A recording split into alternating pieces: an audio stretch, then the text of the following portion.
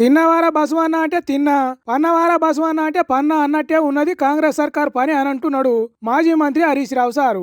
ఆంధ్రోళ్ళు గోదావరి నీళ్లను కట్టలు తెంపి కాలువలలో వేసుకొని పోయే కుట్రలు చేస్తుంటే కాంగ్రెస్ సర్కార్ గుర్రు గుర్రు అని గురకబెట్టి పంటున్నది అన్నట్టు చెప్తున్నాడు ఇనుండ్రి. గోదావరి జలాల అక్రమ తరలింపు విషయంలో బీఆర్ఎస్ పార్టీ మొదటి నుంచి కూడా ఈ రాష్ట్ర ప్రభుత్వాన్ని అప్రమత్తం చేస్తూనే వస్తుంది. మీకు కూడా తెలుసు, నేను గతంలో కూడా డాక్యుమెంట్స్ కూడా బయట పెట్టాను. ఎందుకు అంటే మేము మాట్లాడు బ్యాక్ డేట్లో ఉత్తరాలు పంపుడు, ఇవన్నీ మీకు గతంలో కూడా పంపిన. నేను ఇదే భవన్లో ప్రెస్ మీట్ పెట్టంగానే ఒక 3 అవర్స్లో నిన్నటి డేట్తోనే ఉత్తరం రాస్తాడు ఉత్తమ్ కుమార్ రెడ్డి. మాకేమో స్టేట్ ఇంట్రెస్ట్ కనుక వాళ్ళకు పట్టింపు లేదు.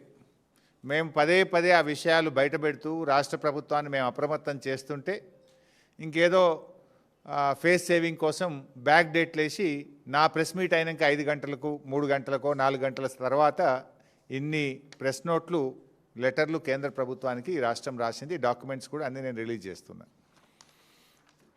ఇకపోతే అంటే పరిస్థితి ఏమైందంటే మొద్దు నిద్రపోతుంది ఈ ప్రభుత్వం, కుంభకర్ణుడిలాగా నిద్రపోతూ ఉంది. ముళ్ళుగట్టబట్టి పొడిస్తే తప్ప ఈ ప్రభుత్వం నిద్రలేస్తలేదు. మత్తు సూదేస్తే మొద్దుబారిన శరీరం తిరిగా నిద్రపోతున్నారట. ఇవాళ సిడబ్ల్యూసి మీటింగు ఢిల్లీలో జరిగింది కదా, అగో దాని మీద కాంగ్రెస్ సర్కార్ కరాఖండిగా ఏపీకి చెప్తలేదట. ఎందుకంటే చంద్రబాబు చెప్పినట్టు ఇక్కడ రేవంత్ రెడ్డి చెవులు ఊపినట్టు చేస్తున్నాడట. ఈ జలద్రోహం విషయంలో కత్తి బాబు గారిది, పొడిచేది రేవంత్ రెడ్డి. ఎందుకంటే కేసీఆర్ గారు చెప్పేటోళ్ళు కత్తి ఆంధ్రోళ్ళది, పొడిచేటోడు మనోడే ఉన్నాడు అన్నట్టు.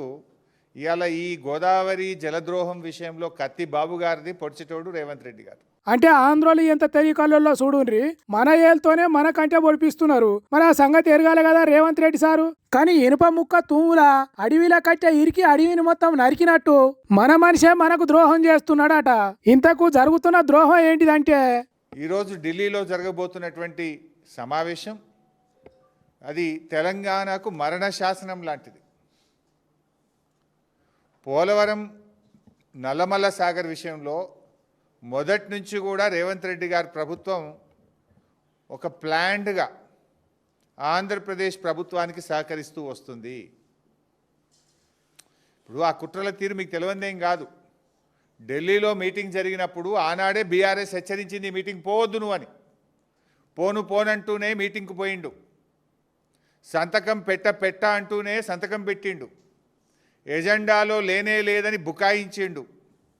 కమిటీ వెయ్యను అన్నాడు, కమిటీ వేసిండు.